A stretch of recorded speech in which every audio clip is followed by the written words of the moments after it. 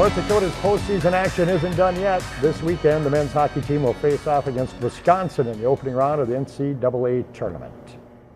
Gentlemen, Badgers ended up with the #1 seed, and they acquired that by beating Ohio State in overtime Big Ten tournament, and that also coincidentally put North Dakota into the NCAA tournament. Kind of ironic how that all works out, huh, Brent? Very strange the way it goes. All the UND fans are sitting around cheering for Wisconsin to win that game as much as they've ever cheered for UND to win the game. The Badgers come through, and now UND is going to go and try to end their season. It won't be easy. That's the Wisconsin in 06, they played for the national title and won it with a bunch of seniors. Then 4 years later, it was 2010, and they had a new crop of seniors that came in and they played for the national title again. Now this is 4 years later, so this is another crop of seniors, and that's what they're hoping to do again. So pretty big challenge for the men's hockey team. Does it help any, do you think, North Dakota last year against Wisconsin here in Grand Forks, tied them and then beat them? So they have obviously a record against Wisconsin, obviously through the years, but yeah, as early as last year. Yeah, they've had some success against them recently.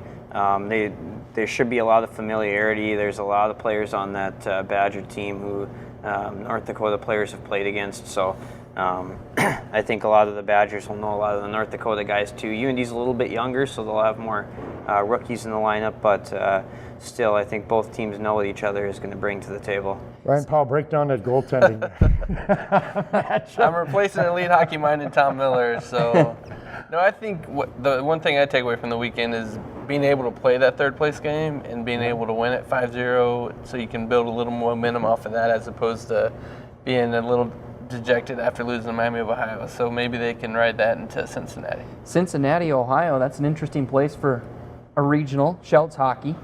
Are the Reds going to be in action at all? You can pick up a Reds game when you're out there, Tim? Well, Tim and I always will be play there. the season opener, don't they, in Yeah, Cincinnati? they do. Traditionally. Yeah, I mean, Tim and I will be in Cincinnati with about 15 other people probably, maybe even 16, 17. I think with Wisconsin there, the turnout's going to be much better than Grand Rapids, like 7 or 8 more. Yeah, that might be that would probably be double there, so we could be looking at a raucous atmosphere. Yeah, it'll be raucous, all right. But let's go. Wisconsin with Michael Mersch, and they've got Tyler Barnes and Zengerle, these guys up front.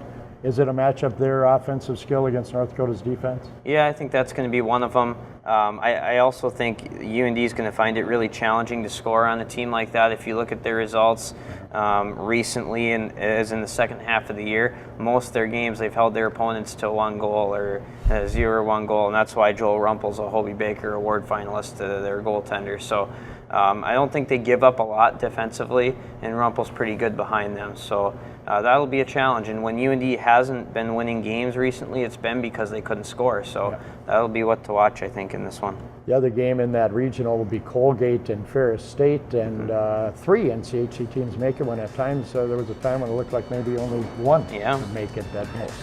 That game will be televised 7 o'clock Central Time on ESPNU.